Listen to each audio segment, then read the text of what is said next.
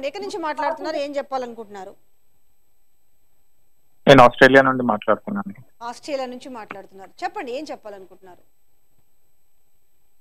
ఏం లేదండి, అదే ఇవన్నీ చూస్తున్నాము. మీరు ఆ కామెంట్స్ అవన్నీ పట్టించుకోవద్దు. వాళ్ళు పని పాట లేని వెస్ట్ ఫెలోస్ ఉంటారు కదా, వాళ్ళందరూ కామెంట్ పెడుతూ లో ఉంటారు. నేను ఏం చెప్తున్నాను బ్రదర్ అంటే, నువ్వు అడుగు క్వశ్చన్లో తప్పు లేదు. కాగ్ రిపోర్ట్ అనేది, ఆ కాగ్ రిపోర్ట్ గురించి కూడా చర్చ జరిగితే అసెంబ్లీలో నోరెళ్ళ పెట్టారు కాంగ్రెస్ పార్టీ వాళ్ళు.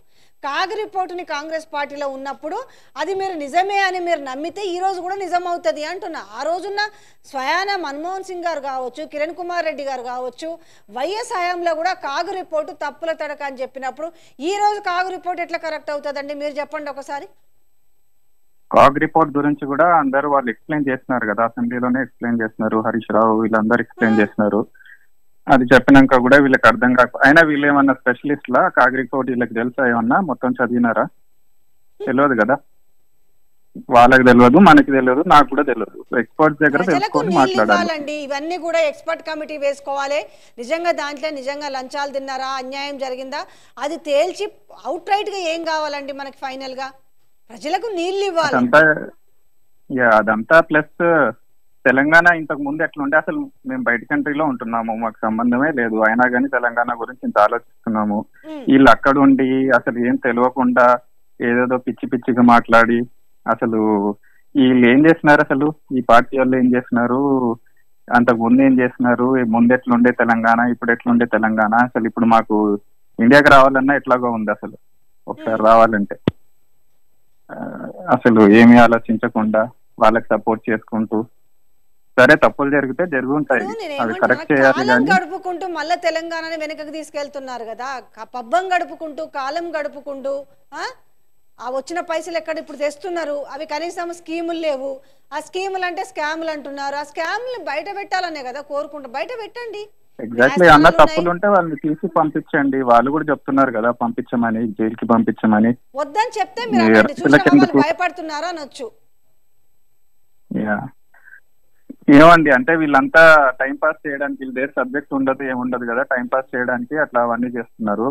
రైతులకి ఎందుకు అంటే వాళ్ళు కూడా ఏమో తెలియాలండి. ఒక నెక్స్ట్ 1 year ఆగితే వాళ్ళకే తెలుస్తుంది. అట్లా అనవసరంగా దాడులు చేసి మీ మీద వాళ్ళ మీద ఈ కామెంట్ చేసే వాళ్ళకైతే అసలు నాలెడ్జ్ అంటే బ్యాచ్ ఉంటుంది లేండి, అదంతా పెయిడ్ బ్యాచ్ కాబట్టి అట్లా రాస్తుంటారు. ఇప్పుడు నార్మల్ న్యూట్రల్ గా ఉండే వాళ్ళు మా లాంటి వాళ్ళు చెప్తే తెలుస్తుంది. అసలు నిజంగా మాకు క్యూరియస్ గా ఉందండి, అసలు అక్కడ గ్రౌండ్ రిపోర్ట్ ఎట్లా ఉంది అంటే, నిజంగా రైతులు బాధపడుతున్నారా, నిజంగా కరెంట్ పోతుందా? అసలు ఇంతకు ముందు అయితే అసలు పోయేది కాదు, అది మాకు తెలుసు. ఎందుకంటే మా ఫ్యామిలీస్ అందరు ఇంకా అక్కడే ఉన్నారు కాబట్టి లాస్ట్ 10 years లో అసలు మేజర్ గా ప్రాబ్లమ్స్ లేవు.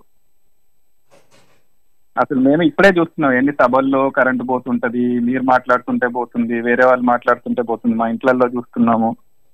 అసలు ఎన్ని ప్రాబ్లమ్స్ లేవు కదా. అండ్ అవన్నీ వదిలేస్తా, సరే వాళ్ళందరూ ఓడిపోయినారు కదా, వాళ్ళ గురించి ఎందుకు మాట్లాడడం? మీ పని ఏదో మీరు చేసుకుంటూ అన్ని కరెక్ట్ గా చేస్తే ప్రాబ్లమే ఉండదు. ఇంకా వాళ్ళు ఓడిపోయింది వాళ్ళని పట్టుకొని అదే పట్టుకుంటూ పోతే ఇంకా అడ్మినిస్ట్రేషన్ ఎట్లా సాగుతుంది? సాగదు కదా. అది ఫోకస్ చేయకుండా పాత అయిపోయినాయి, వాడి మీద ఎంక్వైరీలు వేసుకోండి, అరెస్ట్ చేసుకోండి, ఏదైనా చేయండి, అవన్నీ అవ్వవు. జస్ట్ ఊరికే అట్లా టైం పాస్ చేసుకుంటే అవ్వదు కదా. ఫోన్ చేసి మీ అభిప్రాయాన్ని మాతో షేర్ చేసుకున్నందుకు. ఎందుకంటే మీరు మాట్లాడే ప్రతి కాలు కూడా ఆల్మోస్ట్ తెలంగాణ ప్రజానికం వింటారు, కొంతైనా వాళ్ళకి కూడా అవగాహన వస్తుంది. Thank you so much once again అండి కాల్ చేసినందుకు. సో బరాజుల గురించి కావచ్చు, నీళ్ళ గురించి కావచ్చు, కొంత ఈరోజు ప్రజలకు తెలుసుకునే అవకాశం వస్తుంది అసలు ఏం జరిగింది. కొంతమంది దీని మీద చెడుగా ప్రచారం చేస్తున్నారు. ఏం చేస్తారు మీరు ఆడిపోయి, మీరేం చేస్తారు అంటున్నారు. అరే ఏం చేస్తారో చూద్దాము, ఏం చేస్తారో, ఏం సలహాలు ఇస్తారో చూద్దాం. హలో హలో హలో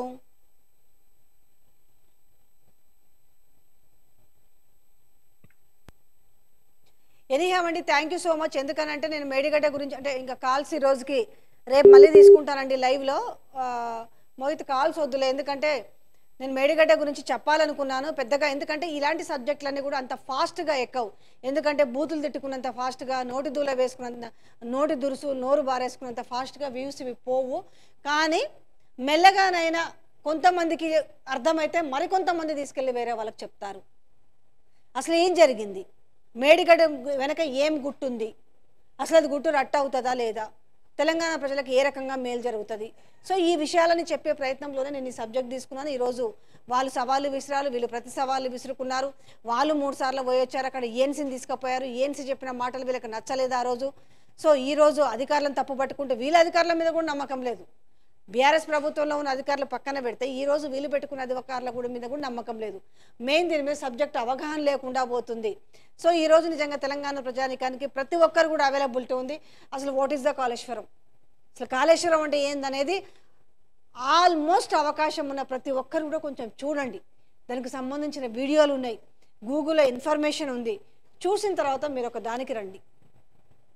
ఎందుకంటే ఏమైందంటే ఈ రాజకీయాల్లో పడి అసలు నిజమేంది, అసలు అబద్ధమేంది అనేది బయటికి వస్తలేదు. ఇవన్నీ కూడా ఈరోజు అవసరపడిందని చెప్తా తెలంగాణ ప్రజలకి. ప్రతి ఒక్కటి కూడా క్లియర్గా వాళ్ళకి తెలియాలి. So thank you so much. ఈరోజు అందరు కూడా కాల్స్ వచ్చి చాలామంది కాల్స్ చేస్తారు, అన్నీ తీసుకోలేకపోతున్నాను. ఇంకొకటి, మీరు ఈ వీడియోలు కనుక చాలామందికి రీచ్ అవ్వాలన్నా, లేదంటే చాలామంది చూడాలన్నా, మా వాయిస్ అందరికీ వెళ్ళాలన్నా మీరు ఒకటి పని చేయండి. ఇది రిక్వెస్టే, మేము గతంలో ఎప్పుడు చేసేవాళ్ళం కాదు.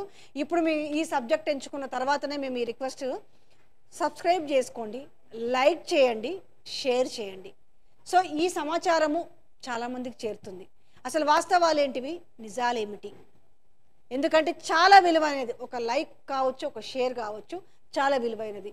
సో ఖచ్చితంగా చేసుకుంటారని నేను ఆశిస్తున్నాను. సబ్స్క్రైబ్ చేసుకోండి, లైక్ చేయండి, షేర్ చేయండి. ఖచ్చితంగా మీ కాల్స్ని తీసుకుంటూ ఉంటాము, లేకపోతే మీ కామెంట్స్. ఎందుకంటే నేను వేరే కామెంట్స్ అని ఎందుకు చదువుతున్నానంటే దాంట్లో సబ్జెక్ట్ ఉంటే సబ్జెక్ట్ని తీసుకోవాలనుకుంటున్నాను. మీరు నాతో పెట్టండి, నేను పాలసీస్ ప్రకారం మాట్లాడతా, కానీ మీరు బూతులు పెట్టకండి, పాలసీస్ మాట్లాడండి. నేను తిడతలేను ఎవరిని, నేను వాడు వీడు ఇది అది అని నేను తిడతలేను కదా.